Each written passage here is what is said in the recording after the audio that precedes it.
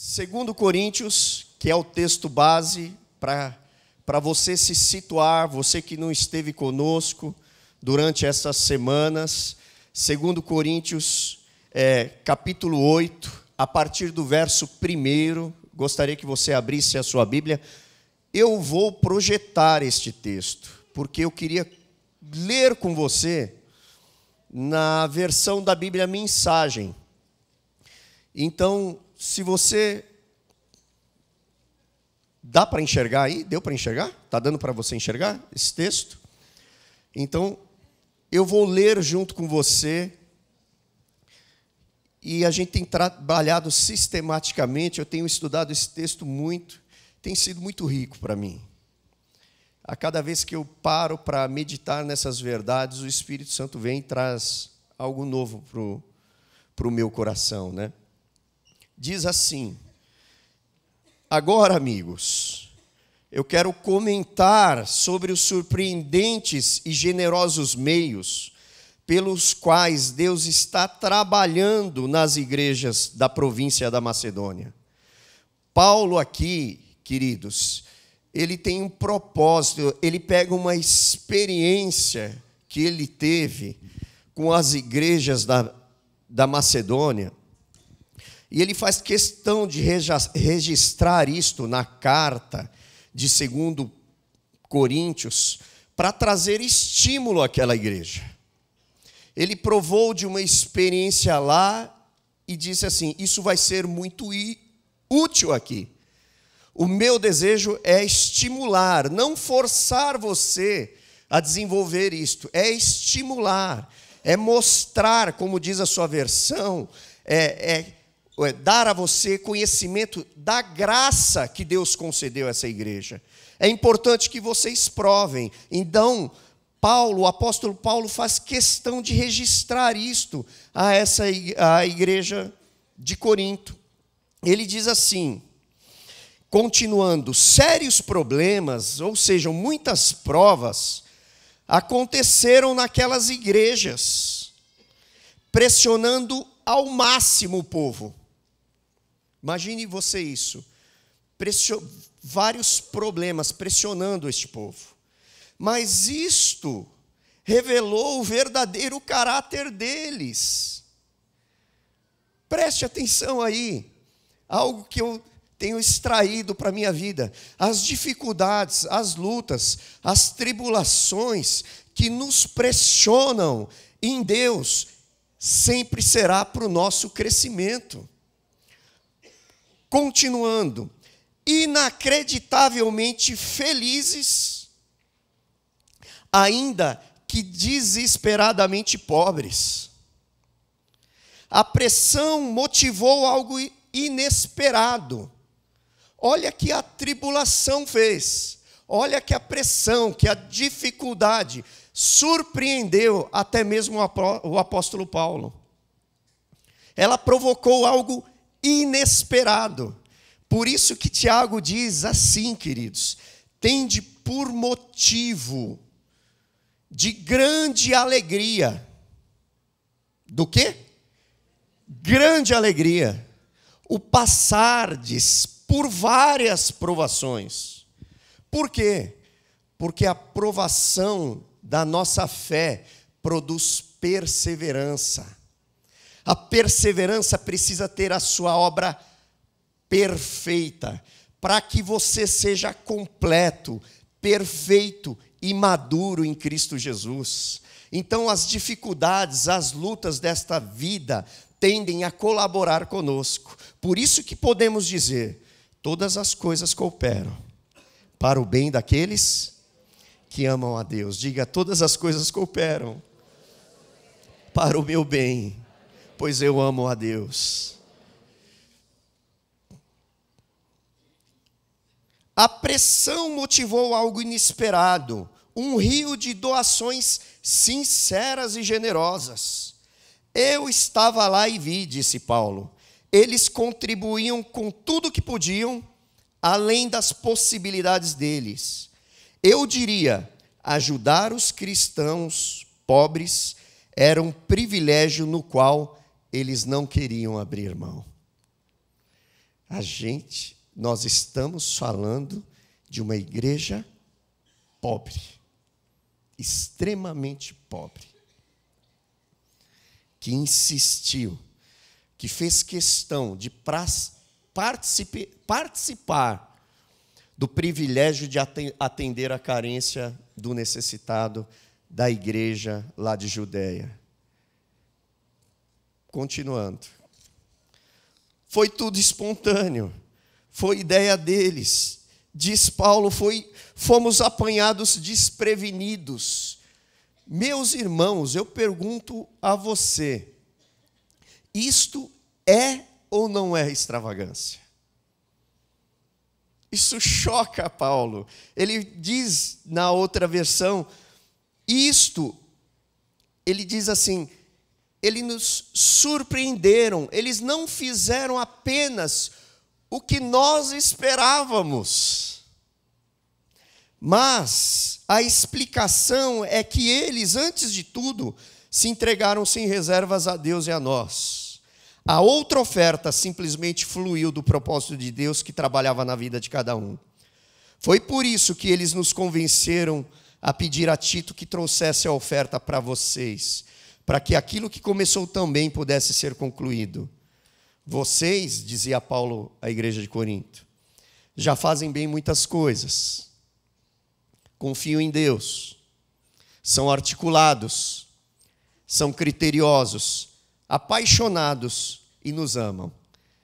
Agora, nessa questão, eu espero que também vocês façam melhor, dizia Paulo. Amém, queridos?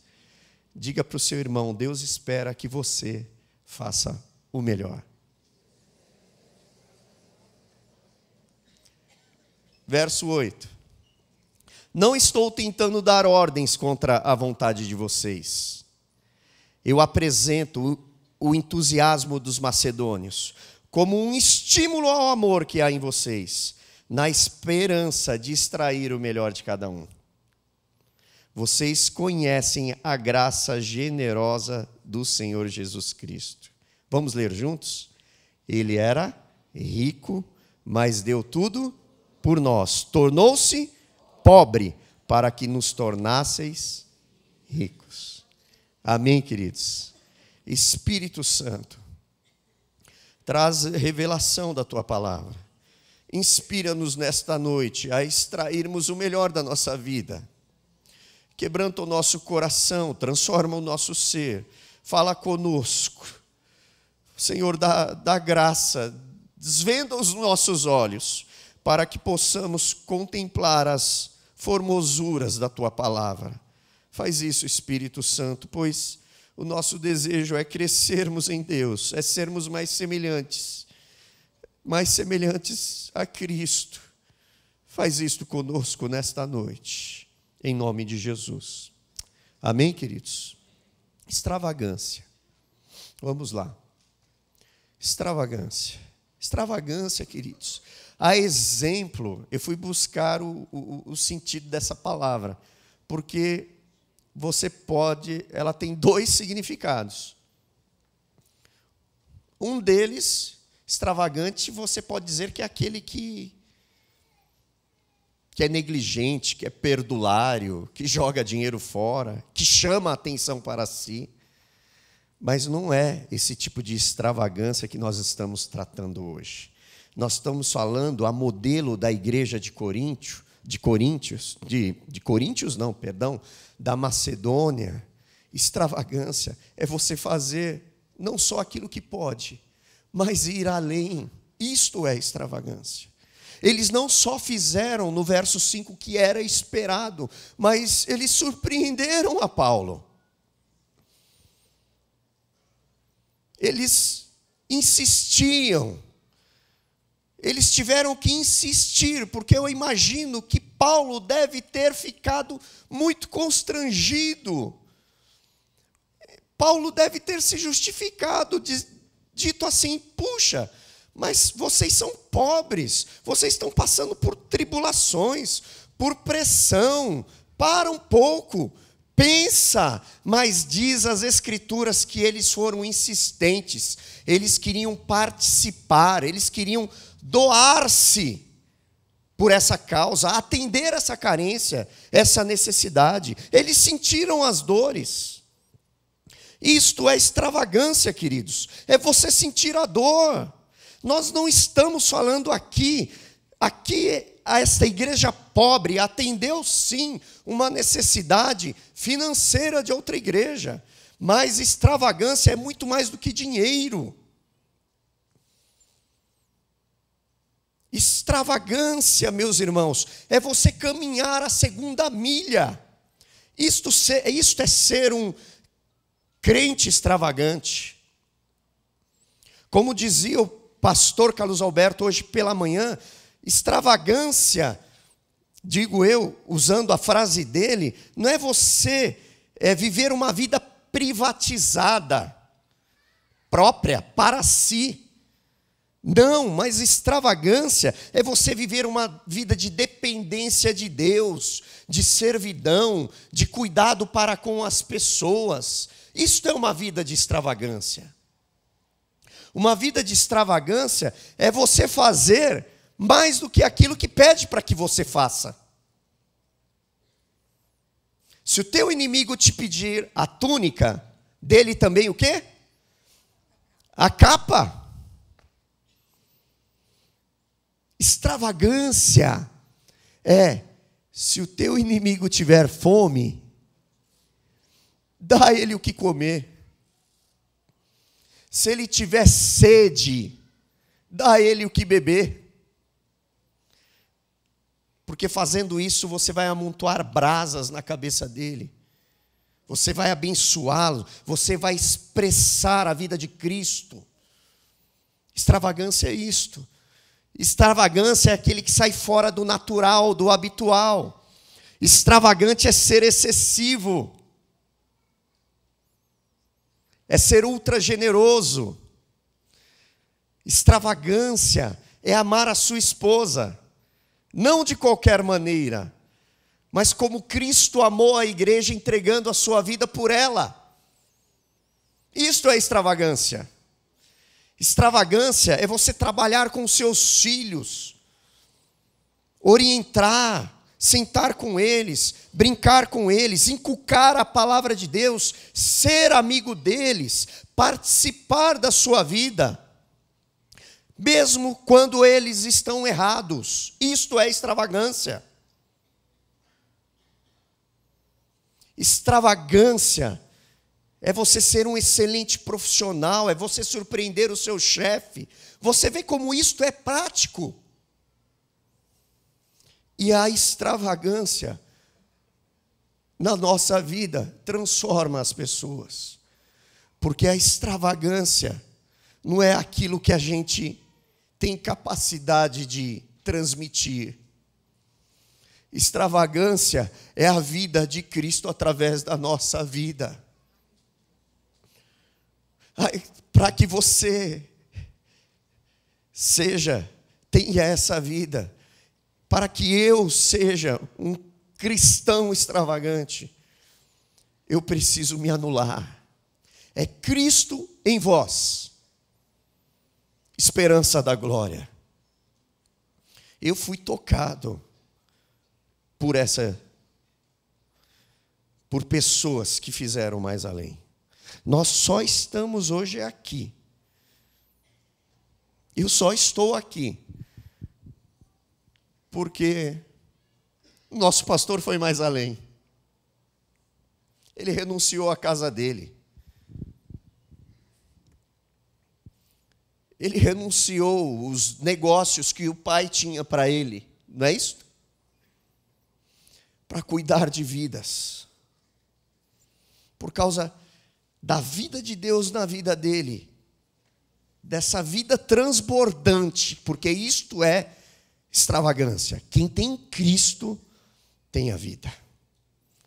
Por causa dele, nós estamos aqui. É o maior exemplo.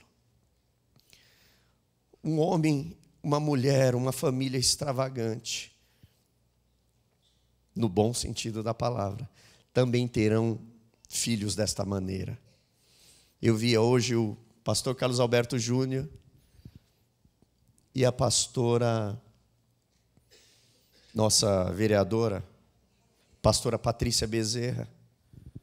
Olha a descendência. Porque a gente ensina o que sabe, mas projeta o que é. Trabalhando para conosco, no sentido do quê? De trabalhar em prol da causa de que ninguém está nem aí. Isto é extravagância.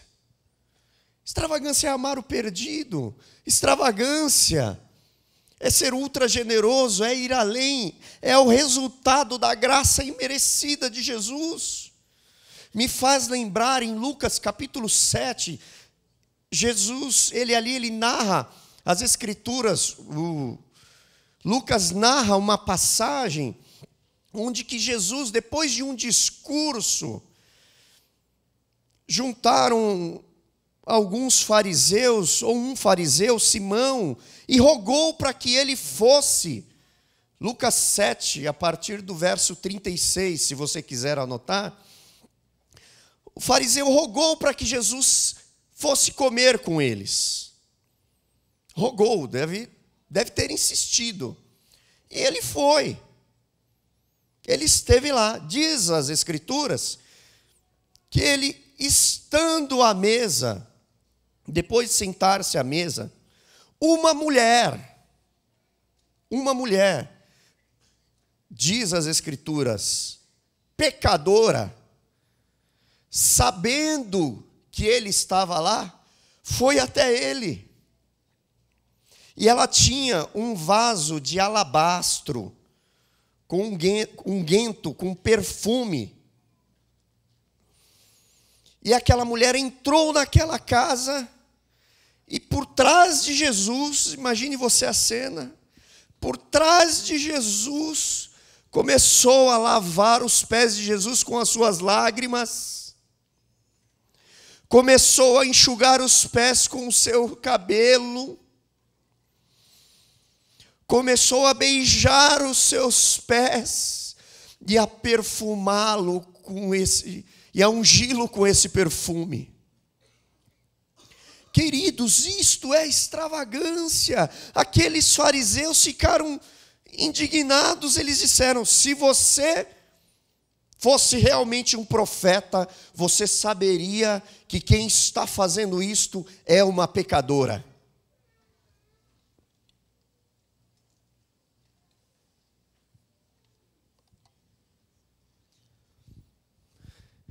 E Jesus chega e fala assim para aquele fariseu, para aquele religioso, para Simão. Fala: Simão, eu entrei aqui na tua casa, nem sequer você deu água para me lavar os pés. Você não me deu uma toalha. Você não me deu água, mas ela lavou os meus pés com a lágrima. Você não deu água, mas ela enxugou com os cabelos. Você nem me osculou, mas ela não parou de beijar os meus pés.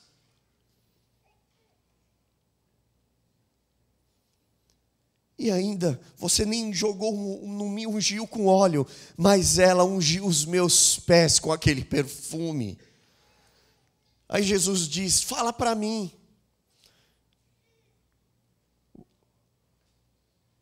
Dois homens tinham duas dívidas, uma pequena e uma grande. Ambos foram perdoados. Ele perguntou para Simão: quem você acha que ama mais? Aquele que foi mais perdoado. Viver uma vida extravagante, meus irmãos, é não se considerar superiores aos outros. É servir, é amar, não é condenar. É não só convidar as pessoas para que estejam na sua célula, mas busque, faça algo mais além, para que elas estejam. Isso é viver uma vida extravagante. Podemos continuar? Explicação de tamanha extravagância. Veja só, está no verso 5. Paulo diz assim: foi tudo espontâneo, foi tudo ideia deles, fomos apanhados desprevenidos. A explicação é que eles, antes de tudo, o que eles fizeram? Se entregaram sem reservas a Deus e a nós. A outra oferta simplesmente fluiu dos propósitos de Deus que trabalhava na vida de cada um. A explicação por uma vida extravagante está aí. Era uma igreja que entregou-se sem reservas a Deus. Você quer ter uma vida extravagante? Se entregue a Deus. Se entregue a Deus sem reservas. Pode continuar. Pode continuar, por favor. Se entregue a Deus sem reservas. Marcos 12:30 diz: amarás, pois, ao Senhor teu Deus de todo teu coração, de toda a tua alma, de todo o teu entendimento e de todas as tuas forças. Este é o primeiro mandamento. Ter uma vida extravagante é isto, queridos, é amar a Deus. Não existe outra porta. Eu e você, humanamente falando, não conseguimos expressar esta vida cristã. Podemos até tentar fazer, mas como o pastor Beto falava hoje de manhã, não é a questão do que se faz, é a questão do que se é. Vida cristã é ser, não fazer. Então, se eu e você quisermos ter uma vida extravagante, aí está o caminho, a paixão por Deus, a consciência do propósito pelo qual nós fomos criados. Eu e você fomos criados não como um propósito comum, não com um propósito habitual, mas com um propósito sublime, meus irmãos. Deus nos criou para nos relacionarmos com Ele, para termos intimidade com Ele, para estar junto com Ele, para implantarmos o reino dEle aqui na terra. Deus chamou a mim e a você para expressarmos a sua imagem e a sua semelhança. Está desafiado a isso? Sim ou não? Posso falar uma coisa para você? Você é essa igreja extravagante. Amém. Obrigado. Você é essa igreja extravagante. Talvez você não perceba isto, mas as pessoas que chegam neste lugar são tocadas por essa igreja. Quando eu falo essa igreja, eu falo você. Eu fui tocado por essa igreja. A tal ponto que em 1989, o pastor Carlos Alberto fez um desafio aqui. Eu me senti tão amado. Cheguei me sentindo tão pecador. Eu estava na minha casa e eu dizia: Senhor, muda a minha vida. Eu não aguento mais viver essa vida de pecado. Eu não aguento mais viver essa vida de destruição. E eu vim para cá, parei aqui. E aqui eu fui amado pelo pastor Carlos Alberto. Foi um amor extravagante. Assim como Cristo o amou, Ele amou a minha vida. E fez um desafio, eu entreguei a minha vida para Cristo. E a partir daí eu passei a provar dos benefícios dessa igreja extravagante. Pessoas começaram a cuidar de mim. Quer dizer, deixaram de pensar somente nelas. Isso é ser extravagante. Começou a trabalhar com a minha vida, começou a enxergar em mim aquilo que eu não enxergava. Isto é o amor de Deus, isto é o reflexo. Aquela igreja nada mais provou, fez daquilo que ela havia provado, porque eles tinham a plena consciência e haviam provado que Jesus, que era rico, se fez pobre, para que através da nossa pobreza, nós nos tornássemos ricos. Amém, queridos? Por isso o caminho é este, é amar a Deus. É viver com este propósito de servir as pessoas. Ser extravagante, diga comigo, ser extravagante é ser semelhante a Cristo. Você deseja isto? E o resultado, meus irmãos, é o amor pelo próximo. O resultado é, se alguém lhe ferir a face direita, você oferece a esquerda. Esse é o resultado. Eu lembro, eu tive uma infância bastante difícil. Perdi meu pai muito cedo. Assim como o pastor Carlos Alberto marcou a minha vida e a pastora Sueli, esta igreja, pelo fato de ir muito além no que diz respeito ao cuidado para conosco. Não sei se você se sente cuidado aqui. O cuidado que eu tive numa célula. Deus colocou outras pessoas que expressaram isso para mim também. E uma delas é a minha mãe. Meu pai morreu muito cedo e a gente passou por muita dificuldade. E morávamos em São Miguel e lá tinha uma horta. E por vezes nós vivíamos da generosidade das pessoas que trabalhavam nessa horta. Às vezes tinha o couve, não tem aquela folha mais amarelinha do couve, que não serve mais para vender, e as pessoas da horta separavam isso para a gente. E aquilo era a nossa mistura. E tinha eu, tinha minhas duas irmãs, uma de 6 anos, a outra de 8 meses, e minha mãe sozinha. Foi muito difícil. Se eu falar para vocês que passamos por muita dificuldade. Só que minha mãe sempre foi uma mulher muito batalhadora. E as dificuldades tornou a minha mãe uma mulher muito generosa, ao ponto dela lutar e começar a prosperar. Nós éramos em 4. Para você ter uma ideia, nós chegamos ao ponto de morarmos com 17 pessoas dentro da nossa casa. Eu lembro que nós íamos fazer compra no mercado, nós comprávamos, sabe quantos pacotes de arroz? 9 pacotes de arroz por mês. 9. Eu era responsável, que deixava muito nervoso, às vezes aos sábados, de ir num açougue no Belém, em Ipanema, comprar peça de carne, que era o braço. Nós comprávamos uma peça de braço e minha mãe fatiava para poder cuidar de todas as pessoas que a minha mãe trazia dentro de casa. Eu tinha um quarto, teoricamente falando, porque a minha mãe trazia os parentes de Mato Grosso, pessoas que estavam passando por lutas, por problemas, por enfermidades, e cuidava daquelas pessoas. E muitas vezes eu não entendia aquilo. Minha mãe adotou 3 outras meninas,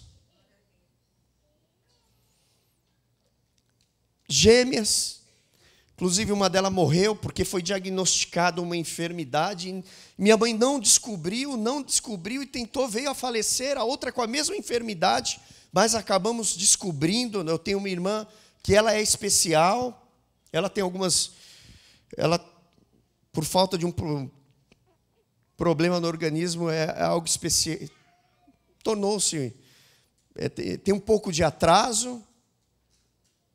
E a irmã delas, que hoje é casada, e está com a minha mãe. Fui criado com 6 irmãs, 6 meninas, imagina isso. E eu não entendia. E o pai delas, queridos? O pai delas havia sofrido um acidente com um cavalo em Mato Grosso. Ele caiu galopando e destruiu parte do rosto desse senhor. Ele tinha a língua para fora. E ele foi abandonado. E minha mãe também o trouxe para dentro de casa, para cuidar dele. E aquilo me afligia. Porque, por vezes, nós íamos nos alimentar e aquele homem, por não ter esta parte, ele babava. E a gente ficava com nojo de comer. Minha mãe ia correndo servi-lo. Ele ia servir e minha mãe dizia: não, deixa que eu sirvo você. porque ela sabia que nós tínhamos nojo dessa situação, mas em nenhum momento minha mãe se nojou deste homem. Ele contraiu um câncer no esôfago, e minha mãe cuidou deste homem até o fim da vida dele. E eu me perguntava, como que isso é possível? E eu só fui entender essas verdades depois que essa graça me alcançou. E este exemplo da minha mãe me serve hoje de estímulo também, assim como o exemplo do meu pastor, assim como o seu exemplo, porque eu quero continuar isto, eu quero ser instrumento de Deus para que as pessoas sejam tocadas, não através das minhas habilidades, mas através da vida de Cristo. E isto é ser uma pessoa extravagante. Eu digo isto para minha mãe, a minha mãe falou, filho, eu sei o que é sofrer. E o sofrimento da minha mãe resultou em grande generosidade. Minha mãe pegava as pessoas da rua, punha às vezes separado, com todo cuidado, mas pessoas com problemas de drogas, ela cuidava, uma senhora sem estudo, mas uma mulher que ama a Deus, uma mulher que surpreende. E eu vejo que o resultado disto, meus irmãos, Deus olhando para isso, Deus foi tocando na vida dos filhos. Hoje, por causa destas verdades, sabe, eu e minha casa servimos ao Senhor. As minhas irmãs servem ao Senhor. Os meus cunhados servem ao Senhor. Então vale a pena ser extravagante, vale a pena ir um pouco mais além, vale a pena ir pôr a mão no bolso, mas para que isso seja uma verdade na nossa vida, queridos. E é por aqui que eu encerro. A gente precisa nascer de novo. Eu só fui entender isso quando eu nasci de novo. Eu só fui entender isto o quanto eu vi que eu era pecador e precisava da graça de Deus. Essa graça, esse amor extravagante, esse amor que me amou, sendo eu pecador, foi isto. Só fui entender quando eu recebi essa nova vida. Por isso que o amor de Cristo nos constrange. Um morreu por todos, logo todos morreram, para que aqueles que hoje vivem, não vivam mais para si mesmos, mas vivam para aqueles que morreu e ressuscitou. Você já recebeu Jesus como Salvador da sua vida? Você que está hoje aqui, já entregou a sua vida para Cristo? Você viu que essa igreja surpreendeu a Paulo, por quê? Porque eles se consagraram ao Senhor. Eles foram ofertas primeiramente ao Senhor.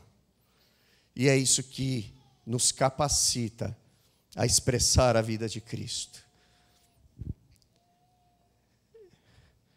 É receber pela fé um novo coração. No lugar do coração de pedra, receber um coração de carne. É receber o Espírito Santo. Vamos ficar em pé, queridos.